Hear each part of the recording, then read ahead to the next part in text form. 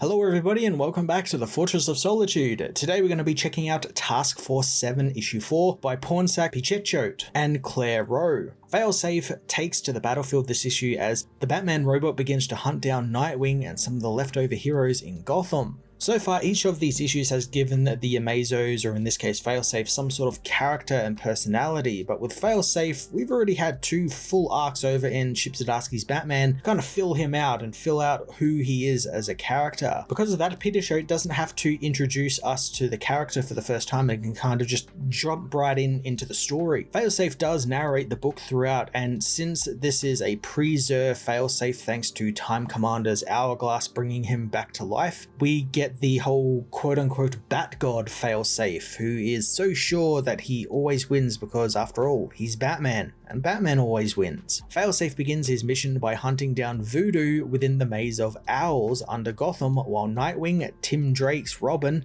the Ray, and Miss Martian use the Owls' old HQ nearby to stock up on some weapons and take stock of what's going on in their city. I really like that Tim is in charge of this group, not Nightwing, who's really kind of just stopping by to check out on his friends and family, being he's busy leading the other hero resistance over in Absolute Power. Dick is visibly affected by them using the Owl base though, thanks to his history he has with the Court of Owls and his family ties to them. It's a smart move as well that they are here though, since it's the last place Failsafe or Waller would look for them, but we'll get to that a little later. Despite Ray and Miss Martian losing their powers, the team are kind of torn on having to use weapons and guns to fight back. The Ray flat out refuses, where M'gann, who thanks to having her powers taken has reverted to her White Martian form, wants to fight on. However, thanks to not having the control she has thanks to her telepathy, she's kind of out of whack with her strength, and she almost ends up killing Nightwing by accidentally throwing a sword at the wall because she doesn't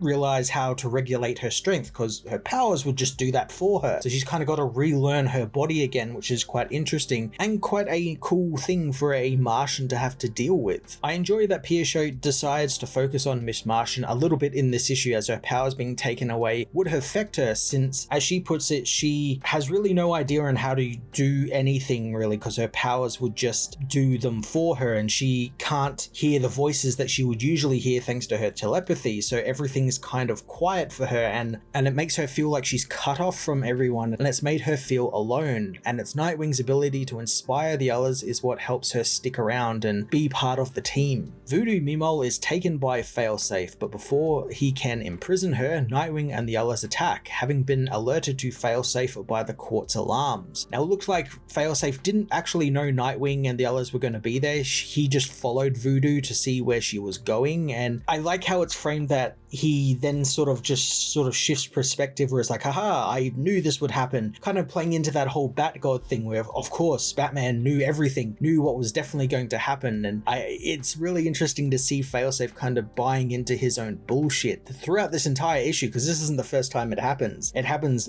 constantly throughout this issue right up to the final page, and it's really fun. It's a really fun way to take this character, just going headlong into the whole Bat-God thing. Because as well he has Batman's files, he knows everything about Tim and Dick and all of these other heroes and can kind of know what it makes them tick and how to really get under their skin. And Failsafe begins taking down each team member, beginning with Miss Martian, breaking her arm, which in turn causes the rest of the team to react impulsively. We see more hints of the hourglass within Failsafe as well, as the heroes actually manage to damage Failsafe throughout the course of the battle, and thanks to the hourglass being imprinted into his chest, he is able to heal himself, kind of revert back to a earlier form of his. We saw this over in the Absolute Power book with the Global Guardian. I don't really know how to feel about the whole hourglass thing, since it was really just brought up in Absolute Power issue 2 that they could do this, and now we've seen Failsafe do this, and it's kind of like an unbeatable power because they could just keep destroying him and the Failsafe hourglass would just reactivate and just, recompile him and make him new again. And it's kind of made him and all of these Amazos just unstoppable. It's like that one extra thing on top of everything else that has happened to the heroes that makes the just completely unwinnable odds against it. And I can understand from like Mark Waid's point of view and all the other writers, they need something that is so unbeatable to go up against these heroes. So it's not just like, oh, why can't they just like blow him up? Or why can't can't they just, you know, punch him really hard or something? And I can understand it from that way, but it just feels like it's one thing too many, because all the heroes have had their powers taken and they're cut off from the multiverse and the time stream, and just one thing after another kind of compounding, and this might have been one thing too much for me. I did like seeing the battle damaged Failsafe though, and thanks to Claire Rowe's art, we get a fair bit of it, and I like the detail in like when he gets half his face blown off, the detail in the wiring and like how it's silhouetted in the shadows makes it look like it's tufts of hair. Like whenever you'd see like Batman get like parts of his mask or costume blown up and you'd see like the bare skin or like part of his face, it kind of mirrors that, and I quite like that. I also really like the focus on Failsafe's tentacle fingers, which Failsafe has had before, and I like here it kind of sets him apart from the other Amazers who are really just kind of using the heroes, you know, like speed or Green Lantern constructs against the heroes. This is kind of like a much more intimate power, since he has to like grab them, and it makes it more unsettling and even a little bit alien that he's, you know, tying them up in all of these trendles.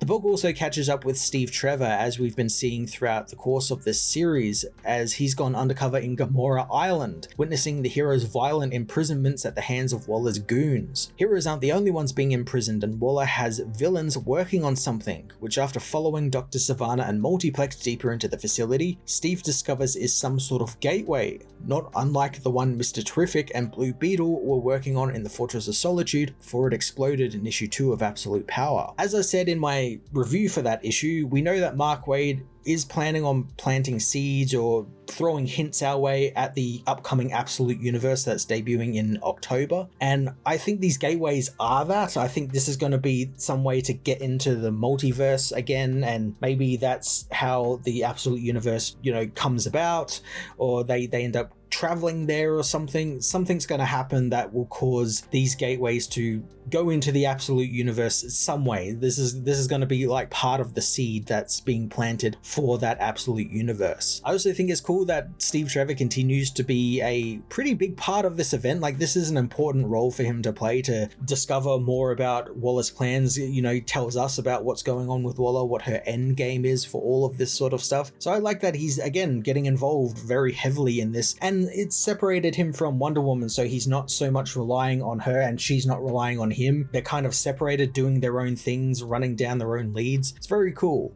Failsafe, meanwhile, tries to reason with Nightwing, trying to convince him that he's just fulfilling Batman's mission, and in a way he is, but obviously attacking heroes and subjugating the people of Earth ain't really it. Failsafe's black and white view of justice in the world is something I've really enjoyed when Zdarsky was writing the character, and Pichot does this as well, here having Failsafe use his righteousness to mess with Dick's mind, explaining to the hero that everything he does is out of ego, not some compassion or empathy, and the way Nightwing operates leads to more deaths since he refuses to adapt to the situation. I really do like how meta Failsafe's ideals are, as so many fans think that this is what Batman should be, a brutal psychopath who punches stuff and can never lose because he's Batman. So when a hero like Nightwing does things differently and there's some change in the comics, like there have been over in the Tom Taylor Nightwing book, they can't really accept that change and just want things back to the way they were when they were kids reading comics. You know, there's no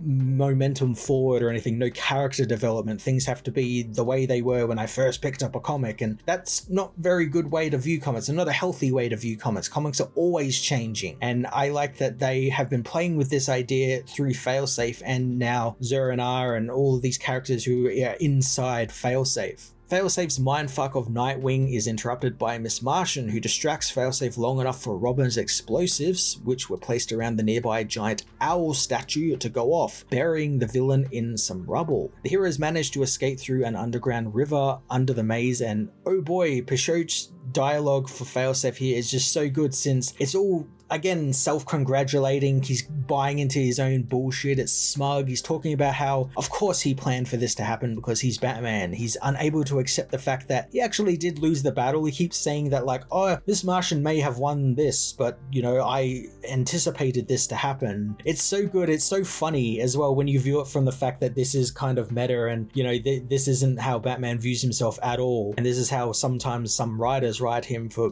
whatever reason. I also kind of like that there's maybe a double meaning to Failsafe's words about Batman always winning too, since of course, Nightwing was Batman for a time after Bruce died, and after coming up out of the river and realizing what Miss Martian did by kind of sacrificing herself to allow the others to escape, so now she's been imprisoned, Dick vows to storm Waller's prison on Gomorrah and tear Failsafe limb from limb if he hurts his friends, which he'll probably do since after all, Batman always wins. You know, this is what Failsafe has said. So I kind of like to think that there is some sort of double meaning there where, of course, you know, Nightwing was a Batman for a time and Batman always wins. Issue 4 of Task Force 7 series didn't really move the meter in terms of new character development, but I really like the consistency at which Failsafe has been written at by various different writers outside of the Chip Zdarsky book. I really enjoy how much he embodies all of the terrible Batgod stuff that some fans seem to love, and that every writer who writes the character seems to get that's funny and that